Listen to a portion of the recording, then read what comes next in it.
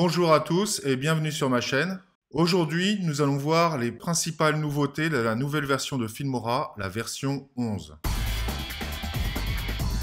Première nouveauté, OpenFX Effect Plugins.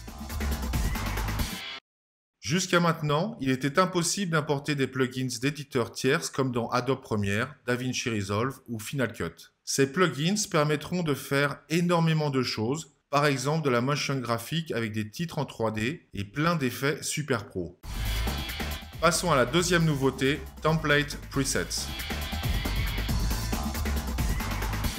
Alors ça aussi, c'est une autre nouveauté prometteuse, mais pas encore disponible de manière intégrée sur la version bêta. Elle nous permettra d'appliquer à nos clips présents sur la timeline des effets spéciaux de tout genre, des titres, des transitions, et on y intégrera des clips ou des photos. Filmora fera le reste en y ajoutant une musique, des effets, des titres stylisés personnalisables et des transitions. Il sera vraiment super facile de monter des intros et des diaporamas spectaculaires avec cette fonctionnalité. Passons à la troisième nouveauté. Automatic Audio Sync, la synchronisation automatique audio-vidéo. Cette fonctionnalité permet de synchroniser une piste vidéo avec une piste audio. Il arrive souvent que l'on enregistre la vidéo avec une caméra et le son avec un microphone. Avant, on devait manuellement synchroniser les deux au montage, et cela pouvait être compliqué et surtout imparfait. Avec cette fonctionnalité, il vous suffira de sélectionner la piste audio et vidéo et de cliquer sur cette icône. Et voilà, ça ne servira probablement pas aux débutants, mais c'est une bonne fonctionnalité pour les monteurs professionnels ou semi-pro.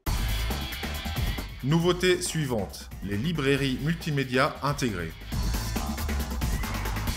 Filmora donnera un accès direct à une multitude de ressources vidéo gratuites à partir de son interface. Il suffit de cliquer sur le menu Stock Media et de choisir dans les différentes sections la vidéo, la photo ou le GIF souhaité. Par exemple, si on cherche un GIF, on cliquera sur Giphy et on tapera les mots-clés souhaités. Pour ce tuto, je vais taper la parole « surpris ». Et voilà, Filmora vous proposera de télécharger et d'intégrer dans votre montage des dizaines de GIFs hilarants. Sur Pixabay, vous trouverez des ressources vidéo et sur Unsplash, des photos. Et toutes ces ressources sont libres de droit, bien évidemment. Je vous laisse juger, mais personnellement, je trouve que c'est une fonctionnalité géniale.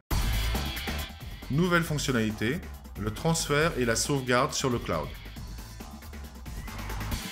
Filmora vous propose maintenant de sauvegarder vos projets et autres ressources sur son service de cloud, InCloud Drive. Ce service payant vous évitera de perdre vos données en cas de crash de l'ordinateur et vous permettra de travailler à plusieurs sur un même projet.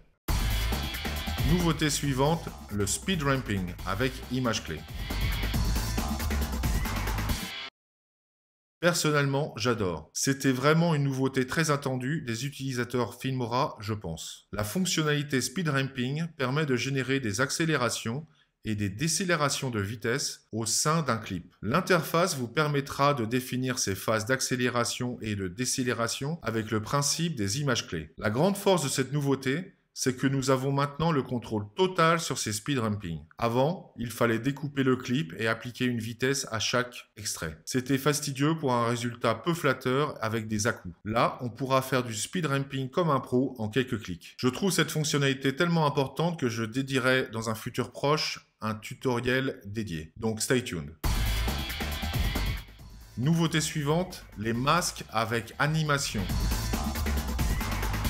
Alors celle-là aussi, je la trouve très intéressante. Alors attention, les masques existaient dans les versions précédentes, mais vous n'aviez pas la possibilité de les animer avec des images clés. C'est maintenant possible et c'est vraiment très sympa. En double-cliquant sur un clip vidéo, vous trouverez l'onglet masque directement dans le menu contextuel vidéo. De là, vous pourrez directement choisir votre masque et y définir plusieurs images clés. Cela vous permettra d'animer le masque. Si cette vidéo vous a plu, n'hésitez pas à la liker et pourquoi pas à la partager. N'hésitez pas à consulter mes playlists dédiées à Filmora. J'ai produit au total une quarantaine de ces tutoriels, donc vous avez de quoi faire. Je vous suggère en particulier celle-là, expliquant comment créer de A à Z un bouton s'abonner personnalisé avec les images clés. Allez, à bientôt j'espère et restez créatifs. Ciao ciao.